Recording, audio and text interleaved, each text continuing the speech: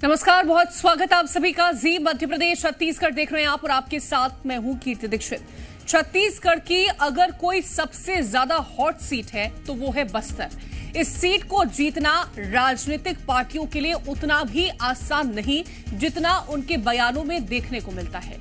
यही कारण है कि बीजेपी हो या फिर कांग्रेस, दोनों ही राजनीतिक दल इस सीट को जीतने के लिए जोर आजमाइश करते नजर आ रहे हैं। और इसी कड़ी में आज सीएम विष्णुदेव साय बस्तर पहुंचे, जहां उन्होंने चुनावी जनसभा को संबोधित किया और इस दौरान उन्होंने न केवल अपनी सरकार की उपलब्धियां गिनवाई बल्कि विपक्ष पर भी जमकर हमला बोला।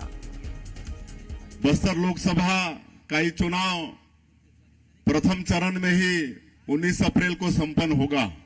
हम लोगों को अब दिल्ली का इंजन वो भी ठीक है और उसको और आगे बढ़ाना है। बस्तर लोकसभा भी उसमें सहयोगी हो। आप लोग भी एक सांसद जिता के मोदी जी को तीसरी बार प्रधानमंत्री बनाने में सहभागी हो, ये आग्रह करने आप लोगों से आए हैं। भूपेश बघेल की सरकार गरीबों का हक छीना, जिनका मकान अधूरा था वो अधूरा का अधूरा रह गया, अगला किस्त उनको नहीं मिला, तो बहुत बड़ा पाप कांग्रेस पार्टी की सरकार ने, भूपेश बघेल ने किया और उसका फल भी उनको मिल गया। जो सरगुजा बस्तर हम लोगों का आदिवासी बाहुल क्षेत्र है, सरगुजा बस्तर का भी विकास रोकने का काम ये कांग्रेस पार्टी की सरकार ने किया।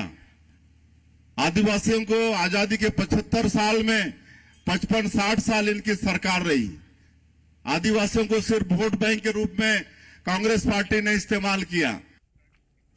एक तरफ बीजेपी चुनाव प्रचार में जुटी है और बस्तर पर एक बार फिर विजय पताका लहराने की फिराक में है, तो वहीं दूसरी ओर बस्तर सीट से कांग्रेस प्रत्याशी कवासी लखमा कुछ ऐसा कह बैठे जिसके बाद सूबे की सियासत तेज हो गई। दरअसल कवासी लखमा ने बस्तर से अपने प्रतिद्वंदी और बीजेपी प्रत्याशी महेश कश्यप की योग्यता पर सवाल उठाए। लखमा ने कहा कि महेश कश्यप को टिकट बस्तर के महाराजा कमल चंद भजन देव और बीजेपी प्रदेश अध्यक्ष किरण सिंह देव ने दिलवाया ताकि गांव के लड़के से अपने इशारे पर काम करवा सके। ये टिकट सिर्फ 2 आदमी दिए हैं, न मंडल अध्यक्ष दिया ना संघ दिया है। ये टिकट 2 लोग दिए हैं, तुमको पता है कि नहीं पता है?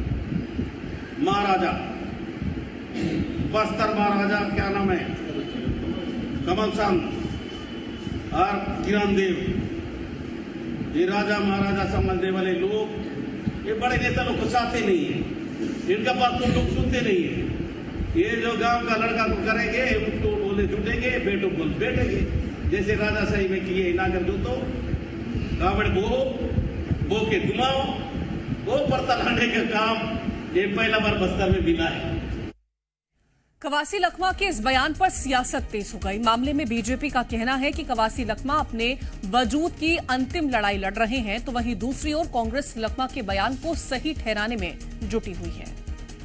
कवासी लखमा जी अपने वजूद की अंतिम लड़ाई लड़ रहे हैं और उनको अपने हार का पूर्वाभास हो चुका है और इसीलिए बौखलाहट में, घबराहट में इस प्रकार का बयान उनका निकल करके आ रहा है। कवासी लखमा जी जानते हैं कि कांग्रेस पार्टी ने उनको चुनावी मैदान में उतार करके फंसा दिया है और हार के भय से भयभीत होने के बाद कवासी लखमा जी अपने वजूद की अंतिम लड़ाई लड़ते हुए इस प्रकार की बयानबाजी करके एन केन प्रकारेण चुनावी मैदान में बने रहने का असफल प्रयास। पूरा प्रदेश ने 5 वर्षों तक भाजपा के 9 सांसदों की निष्क्रियता को देखा है। मोदी सरकार जब भी छत्तीसगढ़ के साथ सौतेला व्यवहार किया, भेदभाव किया, अन्याय किया, ये 9 सांसद कभी सीना ठोककर जनता की आवाज अपनी केंद्र सरकार के पास नहीं रख पाए हैं। तो वैसे में भाजपा के जो लोकसभा के प्रत्याशी है उनको भी लेकर जनता के मन में बात है और जनता के मन की भावनाओं को ही कवासी लखमा जी ने सामने रखने का काम किया है। और इस बार निश्चित तौर पर भाजपा के प्रत्याशियों की करारी हार होगी और केंद्र से मोदी सरकार की विदाई सुनिश्चित हो चुकी। एक तरफ बयानबाजी का दौर तेज है तो वहीं दूसरी ओर बस्तर के दोनों ही प्रत्याशी अपना नामांकन भी भर चुके हैं। तो चलिए अब आपको दोनों ही दिग्गजों की संपत्ति का ब्यौरा भी दे देते हैं। दरअसल बात करते हैं कवासी लखमा की संपत्ति की, तो वो 1 करोड़ 63 लाख के मालिक हैं। तो वहीं दूसरी ओर महेश कश्यप 30,86,000 के मालिक हैं। कवासी लखमा के पास 16,21,000 रुपए नगद हैं, तो वहीं महेश कश्यप के पास 1,98,000 रुपए नगद हैं।